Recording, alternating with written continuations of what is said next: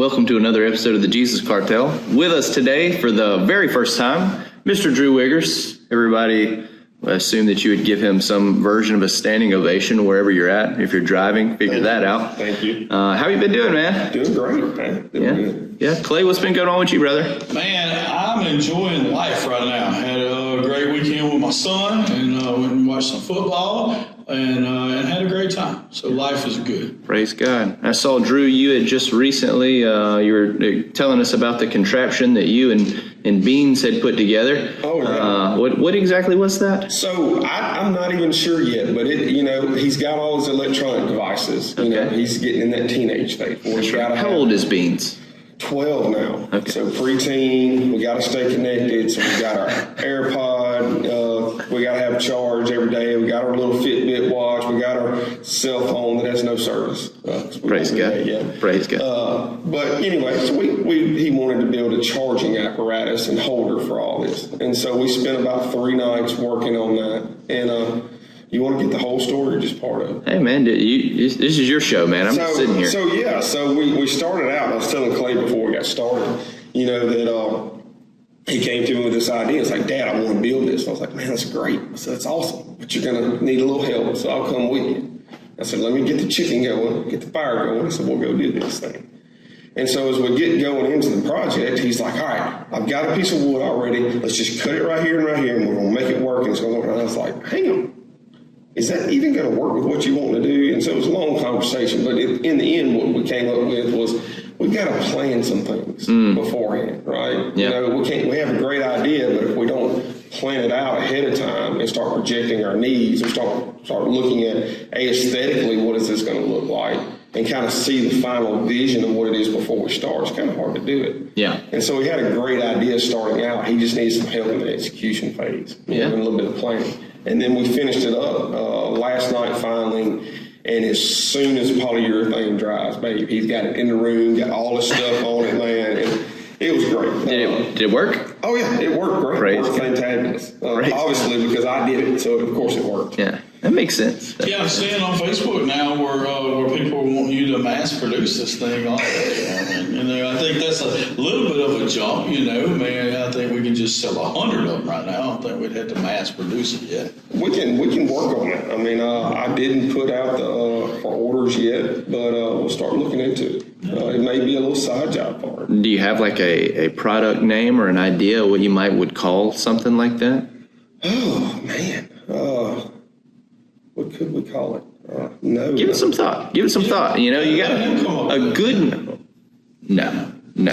Hey, if we're marketing something to 12-year-olds, then a 12-year-old naming it would be appropriate. Well, the problem is I don't think that you're marketing it to 12-year-olds. I think it would appeal to some 12-year-olds, but I bet it wasn't 12-year-olds asking them to mass produce it. I bet it was adults who thought that, man, I could really use something like that too. I understand, but when he goes, hey, the day that I got Cooper's stocks on his phone, within 2 days, I had 3 different parents call and tell me about it. Mm-hmm. And they're like, now we got to do this. Yes, because adults should be doing stuff. Right. Now their sons want it, Yeah. And so same thing, he's going to go tell all his friends, and man, they're going to be ready for it. Yeah. No, that's awesome. That's awesome. Yeah, I'm real wary of letting my children name anything. Courtney and I had a conversation about that the other day, just because our kids were naming imaginary things they were playing, and she just looked at me. She goes, "This is why you name all of our pets." Yeah, it's like Beans' balance charger. That's what I'm thinking. Beans' balance charger. Well, it's kind of like It looked like a scale. Yeah, I liked it. It was kind of like you said about the project itself. Hey, he had this idea, but Dad needs to come in. Well, if we tell him that he gets to be part of the process of naming it, doesn't mean that he has to be the ultimate person. But he can help guide. But he gets some ownership in it. That's it. And I think that's important, I agree. Hey, this was my idea, and I may need some guidance, but hey, I feel like I'm more part of the process. Yeah, but his name is also Beans. So, yeah, for the record, I'm the only person who calls him Beans, and I'm pretty sure he doesn't like it also. So there's that. All the more reason to come. So you don't think he's going to call it? I don't think he's going to go for it, but it was worth a shot for sure. So yeah, man, it's been a wild, it's been the Wild West around our household for a while, but we're trying to make adjustments and continuing to settle in. Really appreciate all the people who've been praying for Aria. A lot of people have reached out, and man, we as a family super appreciate that. We believe that your prayers are working. Aria is okay today. We have some challenges here, there, and yonder, but things are moving in a good direction, we believe, and we're going to continue to believe that, regardless of whatever story the circumstances start to paint. And so really appreciate you guys reaching out. A lot of people have, and thank you very much for that.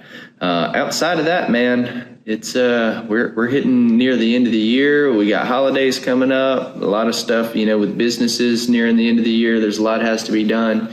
And so, man, we've been running and gunning on some things. And so I'm super glad to have you on this episode so that we could kind of stop focusing on all that and focus on something, man, that's a really, really enjoyable topic.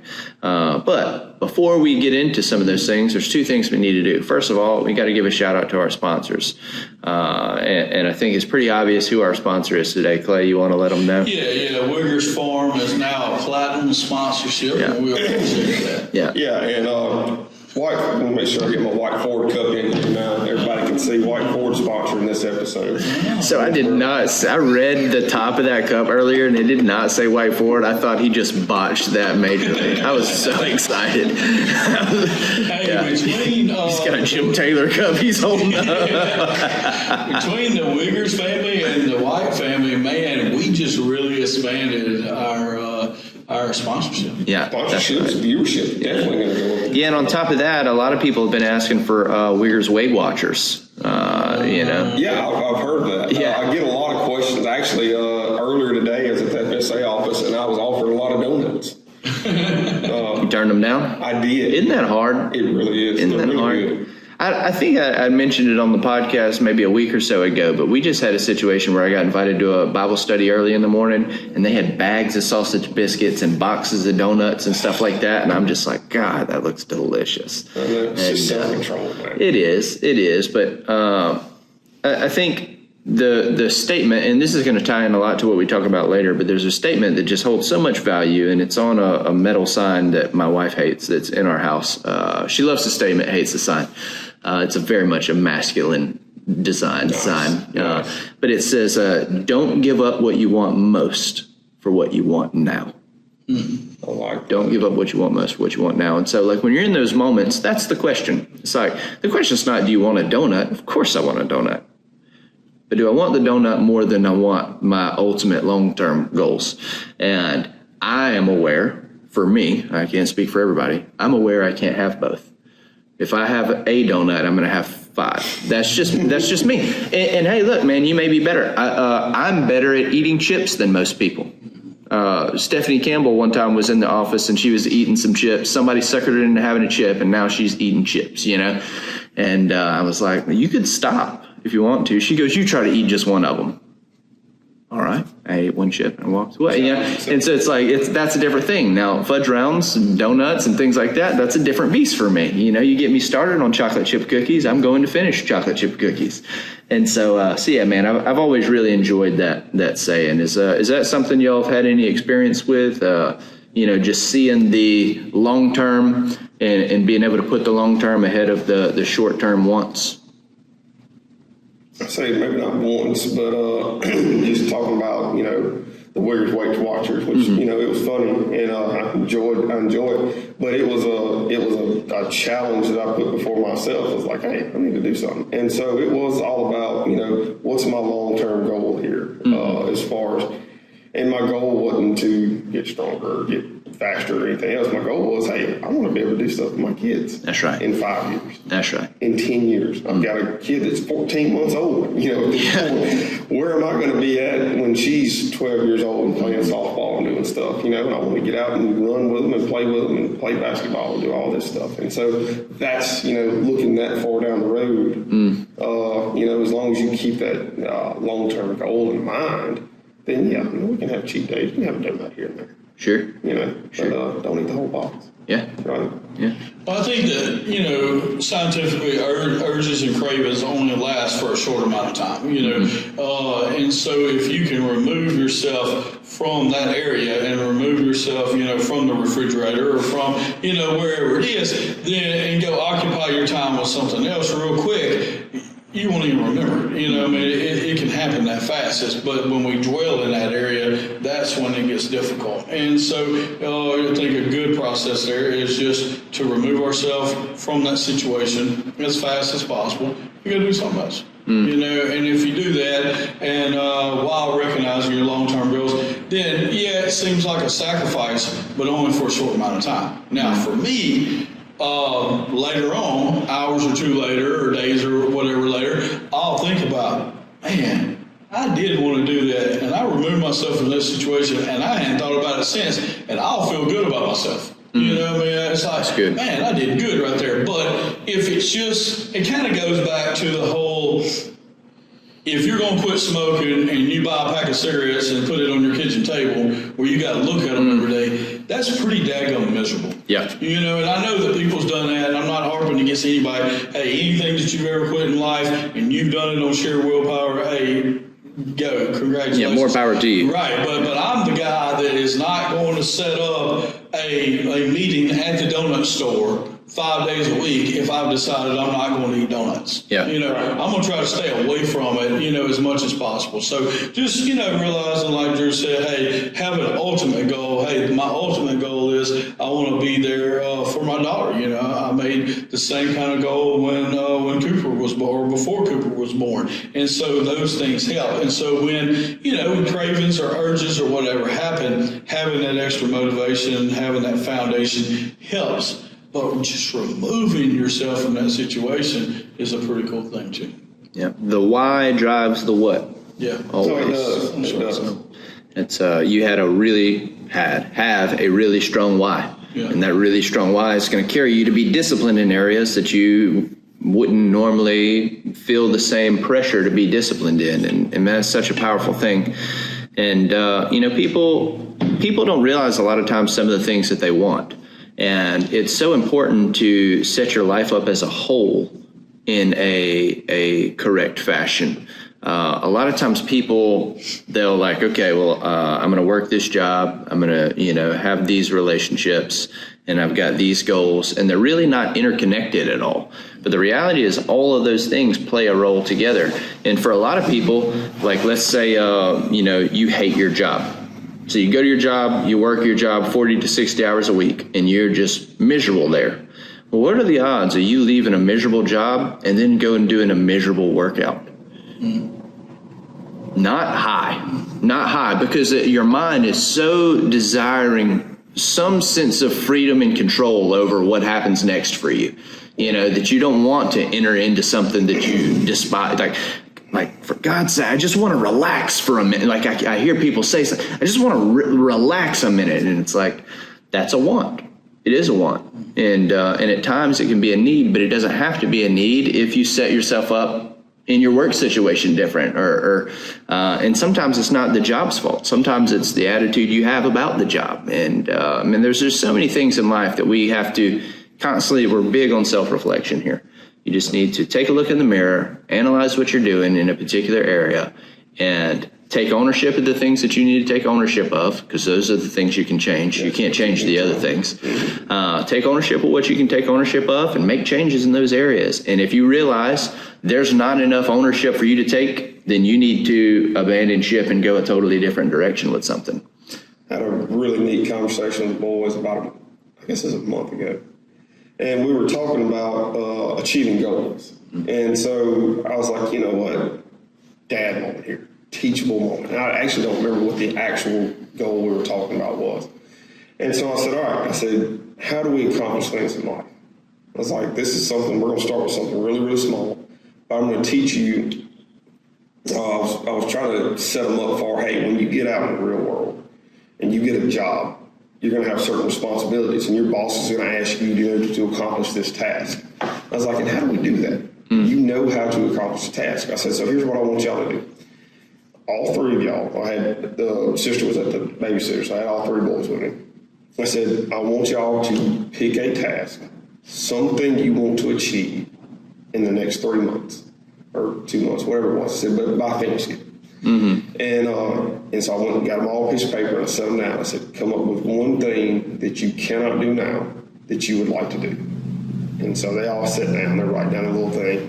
Had to go help them kind of spell check some stuff so I couldn't read half of it. So what is that word? And it's like, okay, so we got to work on spelling. That's a whole other story.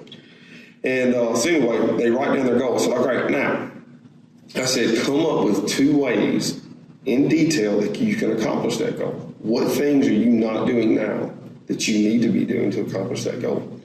And so they sat there, and obviously my 7-year-old needed a little more help than my 10-year-old, my 12-year-old.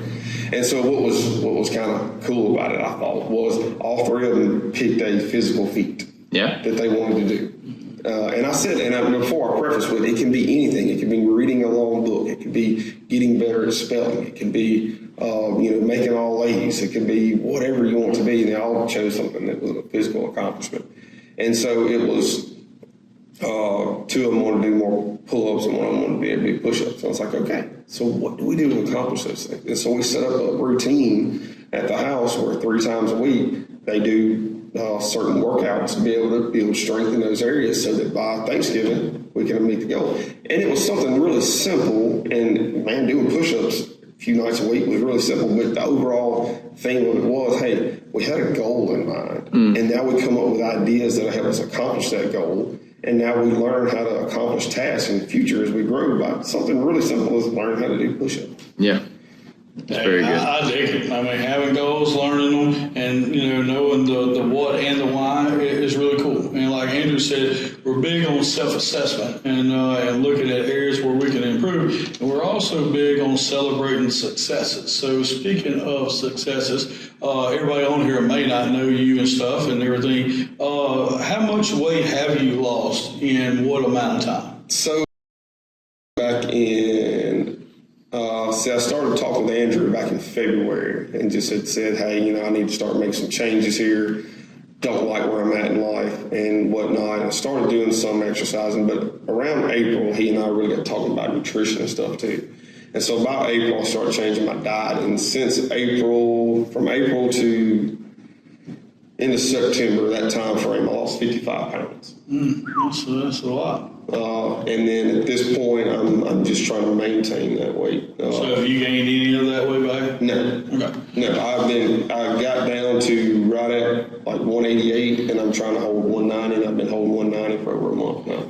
Okay, so as far as strength goes, were you stronger in April or are you stronger now? Stronger now. Okay. And even without the weight? Even without the weight, which was kind of neat. I looked at, I don't know, this has been like 2 months ago, but I was looking at like my deadlift prior, and I was deadlifting whatever. And then I've added like 25 pounds to my deadlift, and I'm 40 pounds lighter when I did it then. So strength weight ratio went from like 1.3 my body weight to like 1.85 my body weight. So stronger now, even at 55 pounds lighter. So in 5 months, you lost over 50 pounds and increased your strength. Yeah. That's pretty cool. Yeah. Yeah, man, that's huge. Drew and I have talked about how I felt about him doing that, and man, I'm super stoked about it on so many levels. But I'm going to ask you a question, and you say whatever comes to mind, man. What was the secret sauce? What got it done ultimately? So I think that goes back to the why. There we go. And I mean, that's what I was. That's what I was. It goes back to the why, and it wasn't it wasn't like, oh man, I just want to lose some weight. Because if the goal is just to say I want to lose 10 pounds or I just want to do this, you can make that goal, but it's not going to maintain you. Yeah. The why's got to be bigger than you. Mm-hmm. Because if it's just about you, then the why's not big enough. It's not going to hold. It's not going to last. So the why had to be something outside of me. And it had to be something for a bigger cause. And what it was my family. And really, I mean, not just my wife, but my kids and being there for them. I self-reflected here, but, my dad passed at 43 years old from a heart attack. And that was one of the things that was like, that was like a tough time during my life. Yeah, for sure. Going through that as a teenager and everything before me and Sonny had I say teenager, I guess I was in my 20s. But anyway, Sonny and I just met, My dad did get to meet my future wife, but it was kind of like one of those things like, man, I don't want to leave my kids at 43. My dad had a lot of health problems and stuff due to different issues that he had. But I was like, man, I don't want to be that guy. Yeah, for sure. And so my why got to be my kids. When I look at them, it's like, hey, I'm going to do this for them, and that's what's going to keep me motivated. Yeah. Man, that's huge. And like I said, that's exactly what I was hoping that you would say, because so many people want the secret workout.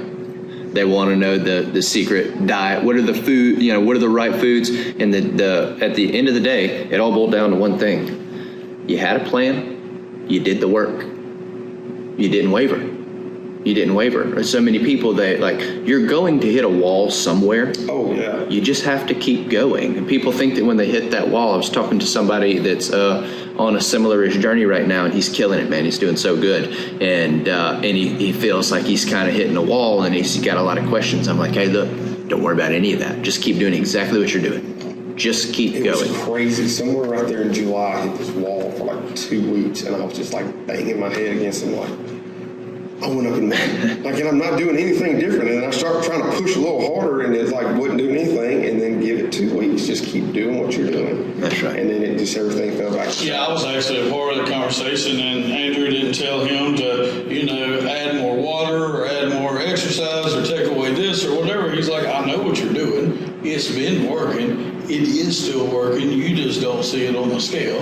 Just keep doing the same exact thing you're doing. Consistency is key. So I hear people say, man, I can't get the motivation to do it. And here's the deal. And I'm going to say this one time, and if you guys disagree with me, that's okay. A lot of people are wrong on this podcast. Motivation is not real. It's not a thing. There's no substance to it. It's just a temporary, fleeting thing. Discipline, however, will carry you a very long way.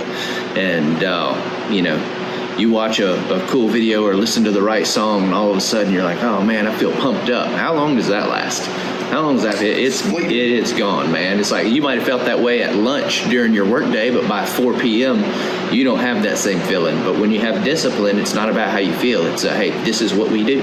This is who we are. And so that's going to kind of carry into our get to know you segment question, which I'm going to go ahead and answer before we even ask Drew, just because we're here right now. And I don't want to leave it and come back to it. My favorite thing about Drew is that Drew is somebody who does what he says he's going to do.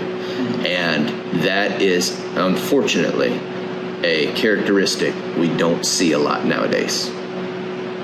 I hate to say that about our culture in general, but you are a man. When every time I've heard you say I'm going to do this, you did that thing, regardless of how difficult it was, regardless of how long it took. Even in some instances, maybe it took you a little while to get off the ground. In certain cases, it doesn't matter. You kept the path. You continue to do what you're going to do. And so you're somebody I believe in. You're somebody I can count on. You're somebody that when I hear say they're going to accomplish something, I go ahead and check that off as done in my mind. I don't worry about it anymore. And I don't get that luxury very often with people. Most of the time when people tell me they're going to do something, I got to stay on their tail for it to get done. I didn't check in on you. We talked when you wanted to talk. Yeah. I didn't hassle you. No, and I think once or twice you just said, hey, how's it going? Yeah. And that was it. Yeah. And that was just enough to, hey, stay, that was just kind of a reminder to me, a few times oh, did I work out enough time this week? I need to hang on, and just, so encouragement, yeah, for sure helps a little bit, but having somebody in your corner, though, and it doesn't just have to be about what we're talking about in any aspect of life, but having somebody that character the things you do when no one else is watching. Yeah. But it's also, just good to remind them, hey, man, if that person, because I kind of have that one person that I think, if that person was watching what I'm doing right now, would I be doing this? Would I be, if you want to take it back to the, health side, would I be eating that donut if this person was watching? Yeah. What would Andrew say right now if he saw me eating this sausage biscuit? But, it's, you were my driving force when I started. I looked to you for help and for guidance and for some instruction, and man, it was awesome to have him. I was like, I always could think, man, I've got Andrew in my corner. On this. If I have questions, I can go to him, and I know know he's going to check on me and make sure I'm doing better and doing good. And then after a point, it was just like, I don't even need injury. That's right. Now I've built this to a, not just a motivation, but a discipline of my life, and this is just what we do. And I like the way you term that, the motivation. It's good, but it can be very fleeting. Yeah. Just like that pump-up song, that we play out before we run out for a basketball game. Man, we get all psyched and everything. As soon as that, song's off, and we're all sitting there huddled up, and we're like, okay, we're still pumped as we were, But when it becomes, hey, this is how we're going to live, This is how we're going to do life, and we don't give ourselves another option. And that's what it takes. Yeah. Well, that level of discipline carries over into everything. So it's like for me to see you set a goal, accomplish a goal, follow through, even through difficulty, I now have confidence in you to do things that aren't related to health and fitness. You see what I'm saying? Like, it's not discipline isn't a one box, like, okay, sure, he's disciplined with his health and fitness, but I bet he's a terrible dad. It's not like that. It's a character. Yeah, exactly. And so it's like, I know that if my family were in a bind, you're somebody I could reach out to, and in whatever capacity you were able, you would provide genuine help. You know what I'm saying? And there's just not a lot of people like that nowadays. It's just not. And so, man, I really appreciate that about you. I want you to know that. Yeah. Clay, what about you, man? You got? Yeah. So we're the Drew Wiggers show. I like it. He doesn't know what's happening right now. I've got to expand my hat just a little bit. My head starts swelling just a slight bit. No, it's so two things. The first thing is that you make yourself available to do things that aren't about you. And so just being there to volunteer, to help out in some areas, seeing a need, seeing some things that, hey, look, whether it really involves you or not involves you, I've seen you be available to help out in those areas. And a lot of people are more concerned about my four and no more than they are about helping out. And so just making yourself available to do those things, whether it's to teach Sunday school or to preach or to be a friend or, just to help somebody out behind the scenes or to organize a whole big event. You're one that sees holes, sees needs, and be like, well, I can do that. Or if somebody asks you about it, you're like, and it's nothing you've even considered, and you're like, well, I can do that too. And so just, availability is a big thing. Yeah. Being available, and then not only just being available, but also being somebody that's dependable, that when you do say that you're going to do it, like Andrew said, then we don't have to worry about it again. It's done. So I really like that you're available. The other thing I said too, now I got three. On top of that is that it's kind of like you were saying with Andrew. Andrew didn't hound you about it, but if you had a question, you were there. So having a grown man that asks other grown men questions about a specific thing so that they can accomplish or help in the areas that they want to is so refreshing. And I've seen you do it a lot. Yeah. So a lot of people don't do that. Okay. Yeah. So you'll have a mindset of, this is what I want to accomplish or whatever. You got most of it figured out, but there's one or two details where you're like, man, I could use some, some expertise in this area or another person's. I remember several times calling you different things for that. Right, and it won't be for the whole thing. It's just for one little thing. But yet most men would just bang their head up against the wall and do it wrong until they figured it out. And, we learn from failure, but it doesn't have to be our failures. It can be other people's failures. Exactly. And so I really admire that. The third thing is that I admire you as a dad. I don't know how you're going to be as a girl dad. We'll see. And we'll still see. Hey, I was a girl dad first, and so we'll see. But as a dad raising boys, man, you've done a great job with those boys already at 7, 10, and 12. Yes. And that's pretty amazing. And none of them have died on my body. So broken bones, cut fingers, slashed hands, but nobody's died. And I think that's an accomplishment. That's a big deal. I agree. So inform Drew what just happened. because he's got no idea what happened to him. So what that was a setup for the real get to know you 7 question.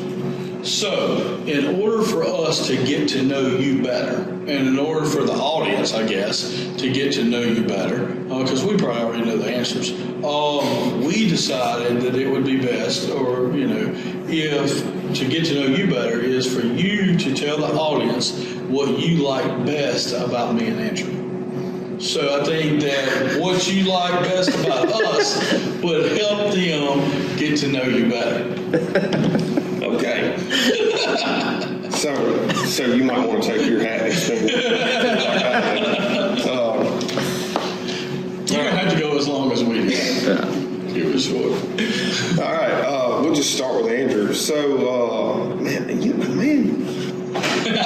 I can't be short. This I have issues with it. This is a Clay thing, man. I want you to know. Hey, but I think you're the only one that we let go after us. It is. That's correct. Yeah, so usually we ask you that right off the bat, and then we tell you good things about you. Okay. Yeah. And so I have problems with brevity, obviously. So I'll try to be short in my answer. But I can't not say what I like about you without saying some kind of story or something about it, too. And so, met Andrew, oh, Lord, how long has it been? 10 years ago? About. Right at 10 years ago. And knew your family that you married into. Some didn't really know you. Found out we knew people together. But as we got to know each other, started doing things together, and started making a few connections, man, the first thing that I learned about you was you were good at everything. And it kills me. I mean, even the chili, like I think I make the world's best chili, and then we start the competition, and before we started, you were like, I'm just going to tell you, I'm going to win. And it's going to be the best chili you've ever eaten. And I was like, there's no way in the world this guy's going to beat me in the chili cook-off. And yet, here we are, and we come up, and I don't know, outpaced everybody by like 50 votes. Like, I don't even think I was in the competition, even. And so, one of the first things I loved about you, man, is you're good at everything you do, but there's a reason behind it. And it's because of what we said earlier, discipline. Because when you set your mind to something, you're not going to stop until you accomplish it. Now, obviously, some natural talent and some God-given ability helps with that process to a degree as far as athleticism on things. But I love your determination and your discipline. And you're going to go and do, hey, I'm going to open up a new jiu-jitsu gym for people to do. And it's just like it's kind of like you were saying about me earlier, but it's a done deal because you're going to take whatever steps it takes possible to accomplish that task. And I'll go back to the ultra you did last year. I literally told somebody, I said, and I promise you this will happen. If the guy he will die on that course before he stops. Yeah. I said, because I know one thing about Andrew is that he will not stop. When he sets his mind to a goal, he's going to accomplish it. It doesn't matter if there's something going on in his life or anything else. He says, I'm going to do a 50K ultra, then I'm just going to do it. Yeah. And I may have a heart attack, and somebody may have to carry me across the finish line, but it's going to happen. And so that, and the fact that, man, always making time for somebody. And I've seen that in our relationship, but I've seen it in other relationships as well, is always making time for other people. And it seems like you put other people ahead of yourself all the time. And that you make that a priority in life. That to make sure, hey, if I can help you in some way, let me do that for you. You're always open to and willing to help anybody in any way you can. Thank you. And so, I don't know if I have anything on this guy. But now, I agree with both of those things on Andrew, and that's really cool. We appreciate you saying that about him. He deserves it. He does. Take that, viewers. There's so many people rolling their eyes. Right. Oh, God. And Clay, oh man, it's the same thing. I don't have just one thing that I can say that, this is the one thing about Clay Russell, but I think you kind of hit it in the head too. You start talking, you start really thinking about it. It's like, man, there's so many things I love about these people. And I would honestly say y'all are two of the guys that in my closest inner circle that I have. And I don't open that up to that many people. And I find the older I get, the smaller my circle kind of starts to get. And if I ever have a question, one of the few people, and there's a handful of people on that list, that I can call and ask and know that I'm going to get an honest response is Clay Russell. And that's one of the things that I know I can always count on you whenever, look, man, it doesn't matter if it's going to be embarrassing. It doesn't matter. Like, hey, dude, I don't know how to plan this event. And I've already told you I was going to do it. And I don't know what to do here. And you're like, hey, don't worry, relax. This is what you ought to do. I've seen it done many times. This is what we ought to do. And you're just like, I got this. And so I wish I could plan like you. I wish I could be a scheduler like you. And you make things look so easy in the way you run stuff. And it's amazing. I guess it's just God's gift to you, the way your mind works. And I'm jealous of that fact. Because I can't do it in that. I may look like it on the outside, but I'm freaking out on the inside trying to get something done. And you're just like, oh, man, that's easy. Jeremiah King told me that one day. He goes, does Miss Becky ever have to plan anything? It's like, she doesn't have to, but she can. She does great. No, but man, I see another thing I would put out is your relationship with your kids and how I see you as a father. And it's just conversations that we've had and what I see happen in your life. But the intentionality and the way that you raise your children and that you speak into their lives. And we had a conversation yesterday just about, you're like, you know, there's certain things I haven't even had those conversations with my kids. And I hadn't had to. And you know why? It's because it's the way that you and Becky live your lives in front of your children that you didn't have to have that conversation because they see the way that you were living your life. And so as far as a role model, so I'm going, what kind of dad do I want to be? I want to be Clay Russell. That's who I want to be as a father to my kids. I don't even have to have all that conversation. Hey, no compliments. Hey, I will say, man, you hit some things that some people hadn't hit, and so that was really good, man. I especially like the honesty over flattery thing's a really big deal with you. That no one has said so far, but it's a really big deal. 'Cause you need people to tell you the truth. Yeah. You know, surrounding yourself with people who are always going to pat you on the back and tell you how great you're doing is helpful at times, but it's also hurtful at times. And so, you know, I know personally that if I'm ever off my path, I like the people who will check me the most. You know, people who are like, I'll do something, and they'll be like, that wasn't your best work. And I'm like, what? You know, I felt great about that. And they're like, oh, I'm just telling you, man, I've been around a lot of stuff you've done, and that didn't look like you. I was like, oh God, you know, like I need those people. We all need those people. And so, yeah, that was really good. Well, hey, you were talking about him raising his family and stuff like that, and that's literally why we have you here today. We literally have you here because we have seen the way that you and Sonny have raised your children, and we believe in it, and we think y'all are doing an excellent job. And somebody, I believe it was Scott McCann, was the first person around us who kind of stumbled across an article which is basically like eight things that a dad should be investing in their sons. It was kind of the synopsis of the article, and we all really enjoyed what it had to say. And then we realized that it even bridges a gap further than that, because it's really not just about dads and sons, though I would say that's an imperative relationship to have restored in our country, is father-son relationships. But I did a sermon on that about a month ago. Yeah, did you? Praise God. Praise God. Well, yeah. Well, this is all intertwining beautifully then. And so, but yeah, this is also mother-daughter. This is father-daughter. This is mother-son relationship. All of these things should be present in all of it. And the first point that it was talking about was teaching your children, teaching your boys to think for themselves. Do y'all have any opening thoughts on that? You got anything when we talk about teaching your kids to think for themselves? One, what does that mean? Two, why is it important? So when I think about that, I think about all three of my boys. Mm-hmm. Because, you know, if I think about my first son, I'm not an issue there. Mm-hmm. You know, it's like, oh, he's got this. And I don't know if y'all have ever seen I can't remember the guy that does the Facebook Reels, and he has the oldest, the middle child, and the youngest child, and it like characterizes our three kids perfectly. Because the middle one's always the wild one, always the kind of the free-spirited. And then so when I think about my middle one, sometimes I think, like, he has issues sometimes thinking for himself and just wanting to do what anybody else says, and learning that responsibility and not just going with the flow. And so I think it depends on the child, whether or not you have to address it with them. Sometimes, they naturally have it. Sometimes they need some guidance in that direction on that. And so overall, parenting-wise, I parent each one of my boys differently because they all have their unique talents. They have their own strengths. They have their own weaknesses. And so we have to, approach it kind of on a kid-by-kid basis, where we go with all that. Absolutely.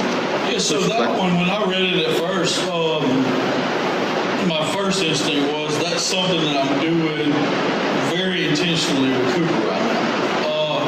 And so it kind of, hit home right off the bat. He's fixing to be 17 years old, and I can give you some instances, but there's, I'm intentionally, doing that right now. And so when I read that, while we were on the boys' weekend, I was like, man, that's cool, because that's something, kind of working on. But something that I found in my family raising our 3 kids is there were times in certain areas where they never thought for themselves. Their parents were always there. And so we've had to kind of work on that a little bit.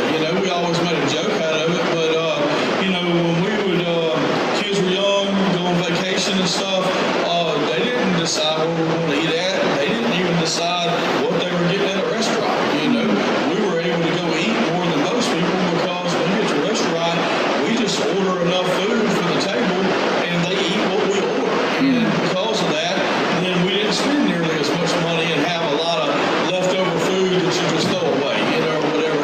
And so we got to go out and eat a lot more because they just ate whatever we ordered. We know what they like. We didn't, order all Brussels sprouts or whatever.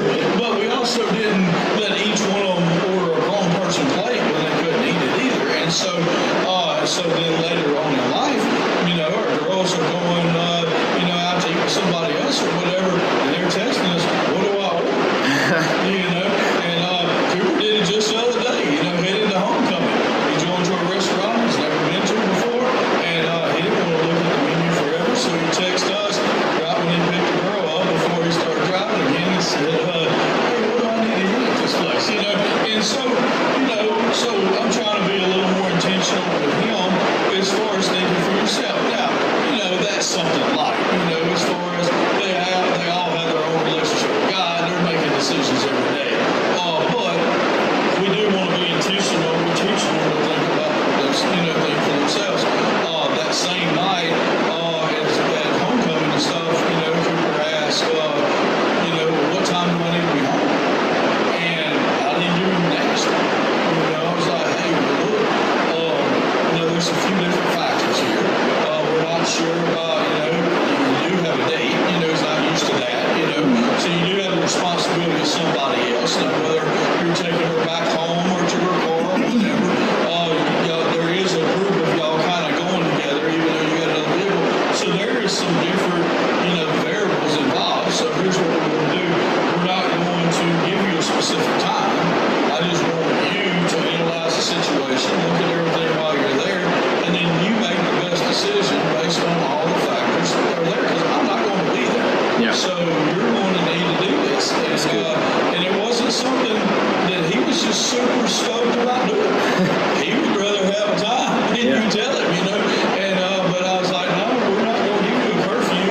You're going to make this decision, and you're not going to make it ahead of time. You're going to think about it, but because of these different factors involved, it really wasn't cut and dry. And I said, now, whatever the right decision is, I expect you to make it. And if you don't make the right decision once we know all the factors, then, hey, there might be an issue there. Yeah. Like there's no repercussions. I wasn't just saying you can stay out all night. I was just saying